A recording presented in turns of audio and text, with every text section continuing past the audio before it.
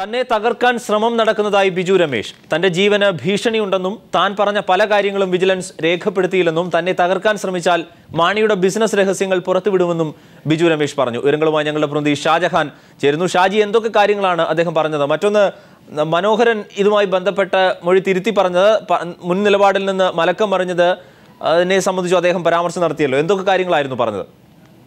പ്രധാനമായിട്ടും ബിജു രമേശ് പറഞ്ഞൊരു കാര്യം, താൻ കഴിഞ്ഞ ദിവസം വിജിലൻസിന് മുൻപാകെ മൊഴി നൽകി അവർ എഴുതി തയ്യാറാക്കിയ ചില ചോദ്യങ്ങൾ മാത്രമാണ് ചോദിച്ചത്. താൻ കൃത്യമായ തെളിവുകൾ നൽകുന്നതിനും മൊഴി നൽകുന്നതിനും വേണ്ടിയിട്ടാണ് ചെന്നത്. പക്ഷെ തന്നോട് അത്തരം കാര്യങ്ങളെക്കുറിച്ച് അല്ലെങ്കിൽ താൻ അവർ ചോദിക്കാത്ത അല്ലെങ്കിൽ വളരെ പ്രസക്തമായ കാര്യങ്ങൾ പറയാൻ ശ്രമിക്കുമ്പോഴൊക്കെ അതൊന്നും വേണ്ട, ഇത്തരം കാര്യങ്ങൾ മാത്രം പറഞ്ഞാൽ മതി എന്ന് പറഞ്ഞ പോലെ ഒരു എഴുതി തയ്യാറാക്കിയ കാര്യങ്ങൾ ചോദിക്കുകയും അത് ഈ കേസ് തുടരന്വേഷണമായിട്ട് മുൻപോട്ട് പോകേണ്ട എന്നൊരു തരത്തിലുള്ള ചോദ്യം ചെയ്യലാണ് അവിടെ നടന്നതെന്നാണ് അദ്ദേഹം പറഞ്ഞത്.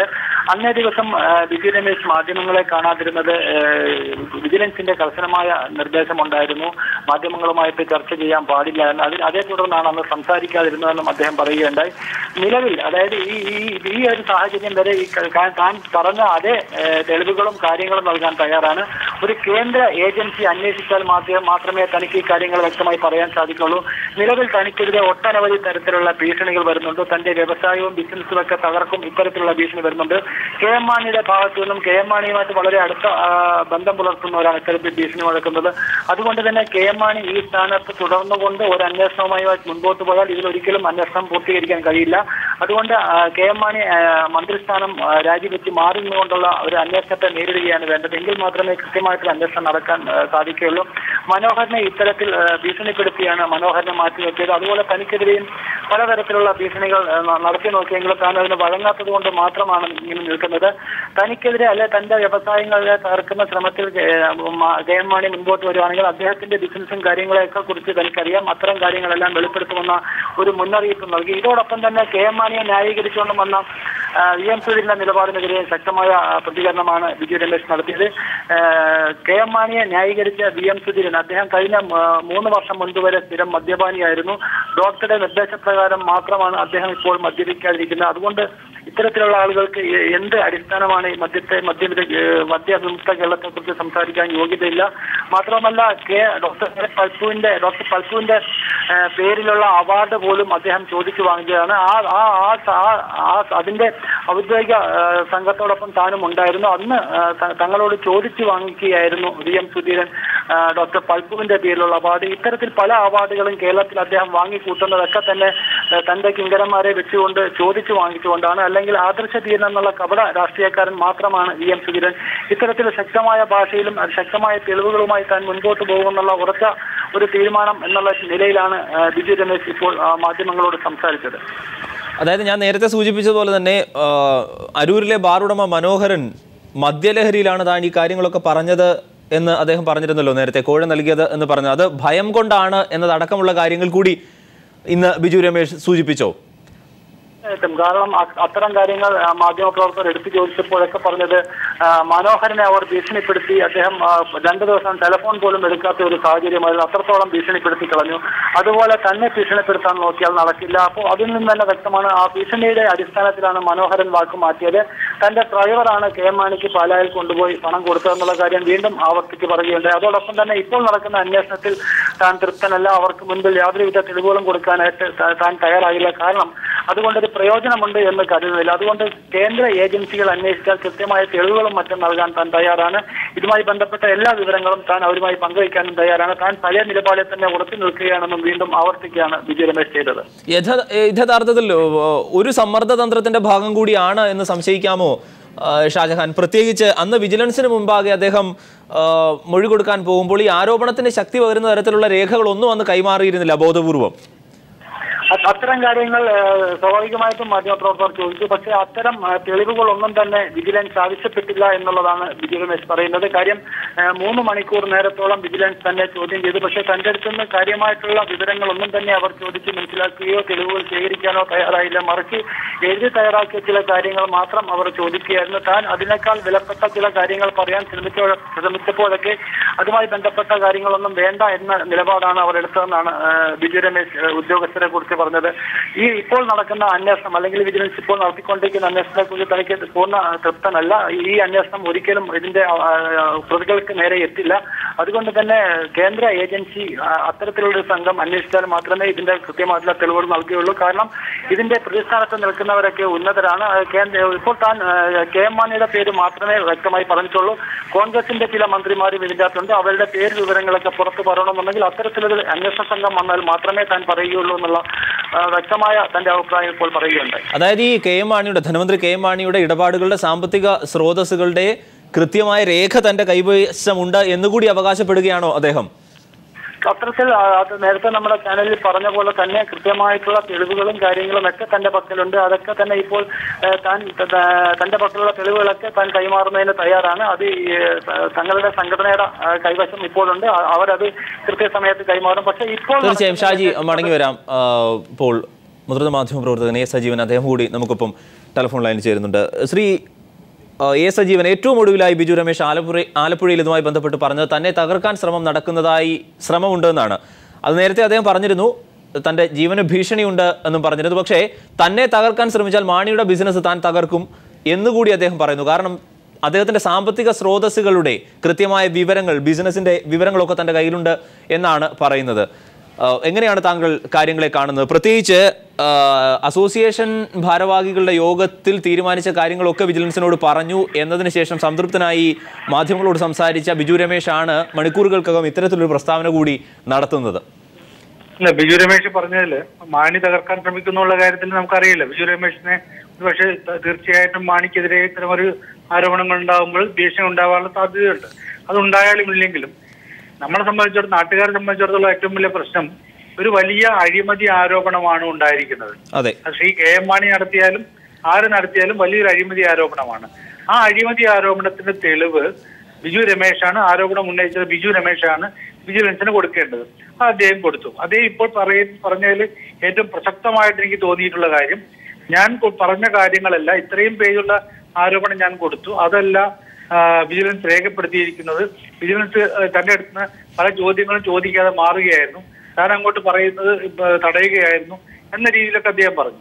അതൊരു കാര്യം. രണ്ടാമത്തെ കാര്യം, അദ്ദേഹത്തിന് ഈ വിജിലൻസിന്റെ ഈ അന്വേഷണത്തിൽ തൃപ്തിയില്ല, CBI അന്വേഷണം വേണം, അതിന് മുഖ്യമന്ത്രി മുൻകൈ എടുക്കണം എന്ന് പറഞ്ഞു. അദ്ദേഹം കൊടുത്തിട്ടുള്ള തെളിവുകൾ എന്താണ് എന്ന് അദ്ദേഹത്തിന് ഒരുപക്ഷെ വിജിലൻസ് എടുത്തിട്ടില്ലെങ്കിൽ എണ്ണ തെളിവുകൾ ഞാൻ കൊടുത്തിട്ടുണ്ട് എന്ന് അദ്ദേഹത്തിന് പുറത്ത് പറയാവുന്ന കാര്യമുണ്ട്. ഇതുവരെ ബിജു രമേശ് അത് പറഞ്ഞിട്ടില്ല. തീർച്ചയായും ബിജു രമേശ് പറയുന്ന കാര്യങ്ങൾ പൂർണ്ണമായിട്ട് നമ്മൾ വിശ്വസിക്കണമെന്നില്ല. പക്ഷെ അതേ സമയത്ത് അദ്ദേഹം ഇന്ന തെളിവുകൾ കൊടുത്തിട്ടും മുഖ്യമന്ത്രി വിജിലൻസ് ഇത് ഏറ്റെടുത്തിട്ടില്ല, അതുകൊണ്ട് വിശ്വാസമില്ല എന്ന് പറയണം. അപ്പം വിജിലൻസിന് വിശ്വാസമില്ല എന്ന് മാത്രമേ അദ്ദേഹം പറഞ്ഞിട്ടുള്ളൂ. അതെ, ഇതിനകത്ത് മറ്റൊരു കാര്യം താങ്കൾ സൂചിപ്പിച്ചത് ശരിയാണ്. കാരണം ഈ ഒത്തുതീർപ്പിലേക്ക് കാര്യങ്ങൾ എത്തുന്നു എന്ന തരത്തിലായിരുന്നു നേരത്തെ സൂചന ഉണ്ടായിരുന്നത്. ഈ കാര്യങ്ങളൊക്കെ ഇപ്പോഴാണ് അദ്ദേഹം പറയുന്നത്. പക്ഷേ അന്ന് മാധ്യമങ്ങളോട് തീർത്തും സംതൃപ്തനായാണ് സംസാരിച്ചതും. തീർച്ചയായിട്ടും ബിജു രമേശ്, ഞാൻ അതുകൊണ്ടാണ് പറഞ്ഞത്, ബിജു രമേശിന്റെ നിലപാടുകളിൽ നമുക്ക് പൂർണ്ണമായിട്ടും കണ്ണുമടച്ച് വിശ്വസിക്കാവുന്നതല്ല.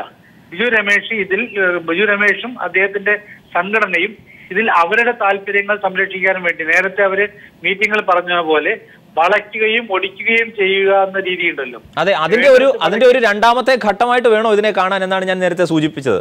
അതുപോലെ നമുക്ക് സംശയിക്കേണ്ടിയിരിക്കുന്നത്, അതുപോലെ അതാവാൻ സാധ്യതയുണ്ട്. അതല്ലെങ്കിൽ ബിജു രമേശ് ചെയ്യേണ്ടത് എന്താണ്? ഞാൻ 1, 2, 3, 4 ഇത്രയും തെളിവുകൾ കൊടുത്തു, ഇത്രയും ആരോപണങ്ങൾ ഉന്നയിച്ചു, ഇതൊന്നും വിജിലൻസ് പറഞ്ഞിട്ടില്ല, അവരത് രേഖപ്പെടുത്തിയിട്ടില്ല, അതുകൊണ്ട് എനിക്ക് ഇതിൽ വിശ്വാസമില്ലാന്ന് പറയാം. ഇത് എന്തെല്ലാം തെളിവുകളാണ് ബിജു രമേശ് കൊടുത്തത് എന്നുള്ള കാര്യം ആർക്കും അറിയാത്തൊരവസ്ഥയാണുള്ളത്. ബിജു രമേശ് ആദ്യം വെളിപ്പെടുത്തേണ്ടത് ഞാൻ ഇന്ന കാര്യങ്ങൾ പറഞ്ഞതാണ്. ഈ മാണി സാറിന് കുറെ അധികം കച്ചവടമുണ്ട്, അദ്ദേഹത്തിന്റെ ബിസിനസ് എല്ലാ കാര്യങ്ങളും എനിക്കറിയാമെന്നൊക്കെ ബിജു രമേശ് പറഞ്ഞോണ്ട് കാര്യമില്ല. ബിജു രമേശ് പറയേണ്ടത് അദ്ദേഹം ഇപ്പോൾ ഉന്നയിച്ച കാര്യങ്ങളെ സാധൂകരിക്കുന്ന രീതിയിലുള്ള എന്തെല്ലാം തെളിവുകൾ അദ്ദേഹം കൊടുത്തു, അത് വിജിലൻസ് അന്വേഷിച്ചോ ഇല്ലയോ എന്ന് പറയാതെ അദ്ദേഹത്തിന്റെ വാക്കുകളെ പൂർണ്ണമായിട്ടും വിശ്വസിക്കുക എന്ന് പറയുന്നത് ഇവർ ഓരോ ഘട്ടത്തിൽ പറയുന്നതിന് ഇതിനു മുമ്പ് നേരത്തെ സരിത ചെയ്തിരുന്ന ഇതാണ്. ഞാൻ നാളെ വെളിപ്പെടുത്തും, മറ്റാൾക്കാര് തെളിവുണ്ട്, ഇയാൾക്കാര് തെളിവുണ്ട് എന്ന് പറഞ്ഞാൽ അവസാനം ഒന്നും തെളിവ് വെളിപ്പെടുത്താതെ അവരുടെ കേസിന്റെ കാര്യങ്ങൾ കൃത്യമായിട്ട് ഒതുക്കിയെടുത്ത് പോകുന്നൊരവസ്ഥയായിരുന്നു. ഇതേ അവസ്ഥ ബിജു രമേശും അവരുടെ സംഘടനയൊക്കെ ചെയ്യുന്നുണ്ടെന്നാണ് നമുക്ക് സംശയിക്കേണ്ടി വരിക.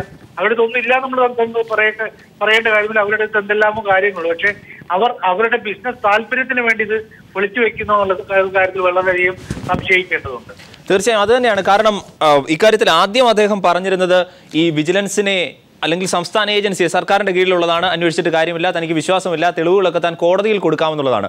മണിക്കൂറുകൾക്കകം വാക്കുമാറ്റി പൂർണ്ണ വിശ്വാസമുണ്ട് എന്ന തരത്തിലേക്ക് പോയി അവരുമായി പൂർണ്ണമായും സഹകരിക്കാം എന്ന് പറയുന്നു. അതിനിടയ്ക്കാണ് ഈ ഒത്തുതീർപ്പ് എന്നതടക്കമുള്ള ധാരണകളുടെ വലിയ പുകമുറ നീക്കി ആ സത്യം കൂടി പുറത്തു വരുന്നത്. മണിക്കൂറുകൾക്കകമാണ് അദ്ദേഹം ഇപ്പോൾ ഈ കാര്യം കൂടി വെളിപ്പെടുത്തിയിരിക്കുന്നത്, പറഞ്ഞിരിക്കുന്നത് സജീവൻ. തീർച്ചയായിട്ടും അതാണ് പറയുന്നത്. ഇതിലൊരു വലിയൊരു നമുക്ക് സംശയം തോന്നാവുന്ന രൂപത്തിൽ ഇതൊരു വിലപേശൽ തന്ത്രമായിട്ടാണോ ബിജു രമേശും അദ്ദേഹത്തിന്റെ സംഘടനയും ഈ കൈകാര്യം ചെയ്യുന്നത് എന്ന് എനിക്ക് ബലമായ സംശയമുണ്ട്. എനിക്ക് നല്ല പൊതുവെ നമുക്ക് സംശയിക്കാവുന്നതാണ്. കാരണം നമ്മളൊരു ആരോപണം ഉന്നയിച്ചത് പ്രത്യേകിച്ച് സാധാരണ വ്യക്തിക്കെതിരെയല്ല, കേരളം ഭരിക്കുന്ന സർക്കാരിന്റെ അല്ലെങ്കിൽ പ്രധാനപ്പെട്ട ഒരു മന്ത്രിയാണ്, ഒരു പാർട്ടിയുടെ നേതാവാണ്, ഏറ്റവും സീനിയർ ആയിട്ടുള്ള നേതാവാണ്. അങ്ങനെ ഒരാൾക്കെതിരെ ആരോപണം ഉന്നയിച്ച് അദ്ദേഹത്തിനെതിരെ ആരോപണം ഉന്നയിക്കാൻ പാടില്ല എന്നൊന്നുമില്ല. അങ്ങനെ ഒരാൾക്കെതിരെ ആരോപണം ഉന്നയിച്ചു കഴിഞ്ഞാൽ ആ ആരോപണം വ്യക്തമായിട്ട് തെളിയിക്കാനുള്ള ചുമതല ബിജു രമേശിനുണ്ട്. ബിജു രമേശ് അത് തെളിയിക്കുകയാണ് വേണ്ടത്. ഞാനിതാ ഇങ്ങനെ തന്നെ കാര്യങ്ങൾ പറഞ്ഞിരിക്കുന്നു, അത് പറഞ്ഞിട്ടുണ്ട് എന്നുള്ള കാര്യം അദ്ദേഹത്തിന് പുറത്തു പറയാം. വിജിലൻസിന് കൊടുത്ത എന്തെല്ലാമാണെന്നുള്ള കാര്യം അദ്ദേഹം പുറത്തു പറയണം. ഇല്ലെങ്കിൽ ഇത് കള്ളകളി നടക്കും.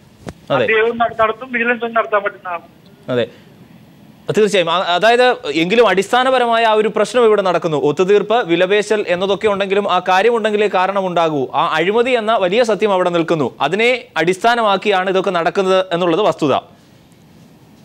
അതില് നമുക്ക് അറിയാമല്ലോ, ബിജു രമേശിനെ പോലെ ഒരാൾ ഏതെങ്കിലും ഞാനിപ്പോൾ ഇവിടുത്തെ സംസ്ഥാന മന്ത്രിമാർക്കെതിരെങ്കിലും ഒരു ആരോപണം ഉന്നയിച്ചാൽ തീർച്ചയായിട്ടും അടുത്ത നിമിഷം തന്നെ അങ്ങനെ ഒരു തെറ്റായിട്ടുള്ള ആരോപണമാണെങ്കിൽ അതിനൊരു ശക്തമായിട്ട് നടപടിയിലേക്ക് പോകേണ്ടതാണ്. അതെ, ഇത് അന്വേഷിക്കും, കാര്യങ്ങൾ നോക്കും, ഞങ്ങൾ അതിനെക്കുറിച്ച് ആലോചിക്കുന്നുണ്ട്, മുന്നണിയിൽ പ്രത്യേക അന്വേഷണ കമ്മീഷനെ വെച്ചിട്ടുണ്ട്, ഇങ്ങനെയൊന്നും പറയേണ്ട കാര്യമില്ല. ഇത് വളരെ രൂക്ഷമായ, ഇതൊരു പാർട്ടിയുടെയോ അല്ലെങ്കിൽ ഒരു നേതാവിന്റെയോ ഒരു മുന്നണിയുടെയോ ഒന്നും പ്രശ്നമല്ല.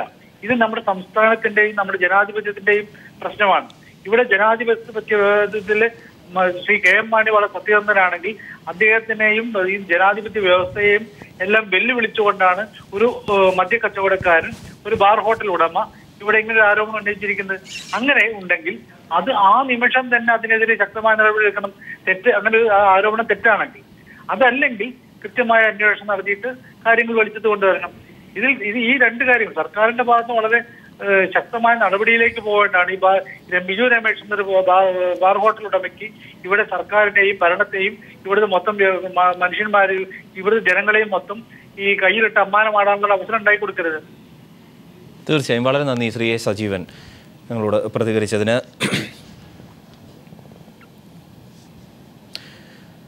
കെ മാണിക്കെതിരെ ആരോപണത്തിൽ ഉറച്ചു നിൽക്കുന്നു. ഒപ്പം അരൂരിലെ ബാറുടമ മനോഹരൻ മൊഴി മാറ്റിയത് ഭയം കൊണ്ടാണ് എന്നും ബിജു രമേശ് പറഞ്ഞിരിക്കുന്നു. അപ്പോൾ തൻ്റെ ബിസിനസ്സിനെ തകർക്കാൻ ശ്രമിച്ചാൽ മാണിയും തകർക്കും എന്നാണ് പറയുന്നത്. തൻ്റെ ജീവന് ഭീഷണിയുണ്ടെന്നും താൻ പറഞ്ഞ പല കാര്യങ്ങളും വിജിലൻസ് രേഖപ്പെടുത്തിയില്ല എന്നുമാണ് ബിജു രമേശ് ആലപ്പുഴയിൽ പറഞ്ഞത്. People exclusive. ബാർ കുംഭകോണത്തിൽ ഇടനില നിന്നുവെന്ന വാർത്ത വക്കം പുരുഷോത്തമൻ നിഷേധിച്ചു.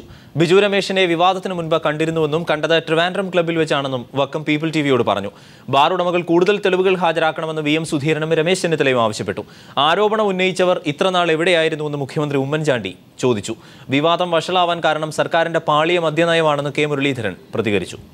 ബാർ വിഷയത്തിൽ ഒത്തുതീർപ്പ് നടന്നുവെന്ന ആക്ഷേപം നിലനിൽക്കെയാണ് പാർട്ടികൾക്ക് ബാറുകാർ സംഭാവന നൽകുന്നത് അഴിമതിയല്ലെന്ന ന്യായീകരണവുമായി മുൻ എക്സൈസ് മന്ത്രി വക്കം പുരുഷോത്തമൻ രംഗത്ത് വന്നത്. ഒത്തുതീർപ്പിന്റെ പ്രധാന ഇടനിലക്കാരനായെന്ന ആരോപണം നിലനിൽക്കെ ബാറുടമ ബിജു രമേശിനെ കണ്ടിരുന്നുവെന്നും എന്നാൽ പ്രശ്നത്തിൽ ഇടനിലക്കാരനായില്ലെന്നും അദ്ദേഹം വ്യക്തമാക്കി. പക്ഷേ പൊളിറ്റിക്കൽ പാർട്ടിക്ക് കാശ് കൊടുക്കുന്നത് അത് വലിയ ഒരു അഴിമതിയായിട്ട് കണ്ടിട്ടില്ല. ഏത് പൊളിറ്റിക്കൽ പാർട്ടിയാണ് കാശ് പിരിക്കാത്തത്? അതും എല്ലാ പൊളിറ്റിക്കൽ പാർട്ടിയും കൂടുതൽ കാശ് പിരിക്കുന്നത് ബാറുകാരിൽ നിന്നാണ്. ബാറുകാരുടെ നിന്നല്ല, മദ്യ ബിസിനസ്സുകാരിൽ നിന്നാണ്. സർക്കാരിന്റെ മദ്യനയം അപ്രായോഗികമാണെന്നും മുൻ എക്സൈസ് മന്ത്രി എന്ന നിലയിൽ പല ബാർ ഉടമകളുമായി അടുത്ത് പരിചയമുണ്ടെന്നും അദ്ദേഹം പറഞ്ഞു. മാണിക്ക് നൽകിയത് കോഴയല്ല സംഭാവനയാണെന്ന വാദം സർക്കാർ നിരത്തി വിവാദത്തിൽ നിന്നും തലയൂരാനുള്ള സർക്കാർ ശ്രമത്തിന് അനുകൂലമായ നിലപാടാണ് വക്കം സ്വീകരിച്ചത്. എന്നാൽ താഴെത്തട്ടിൽ ബാർ വിഷയത്തിൽ ഒത്തുതീർപ്പ് നടന്നുവെന്ന വാർത്ത അദ്ദേഹം നിഷേധിച്ചതുമില്ല. അതേസമയം ബാർ വിഷയത്തിൽ മറ്റു കോൺഗ്രസ് നേതാക്കളുടെ പ്രതികരണം ഇതായിരുന്നു. ഇവർ പറയുന്നതിന് ഒരു വിശ്വാസ്യതയുമില്ല. തെളിവുണ്ടെങ്കിൽ കൊണ്ടുവരട്ടെ, അതല്ലേ വേണ്ടത്.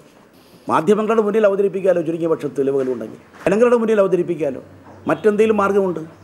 അപ്പോൾ അവർക്ക് ഒരു പുകമറ സൃഷ്ടിക്കുക, എന്തോ പറഞ്ഞൊരു പുകമറ സൃഷ്ടിക്കുക, അതിൻ്റെ അടിസ്ഥാനത്തിൽ സർക്കാരിനെ ദുർബലമാക്കാൻ ശ്രമിക്കുക, അപകീർത്തിപ്പെടുത്താൻ ശ്രമിക്കുക. അങ്ങനെ ഒരു തരത്തിലുള്ള ബ്ലാക്ക് മെയിൽ തന്ത്രമാണ് അവരുപയോഗിച്ചിട്ടുള്ളത്.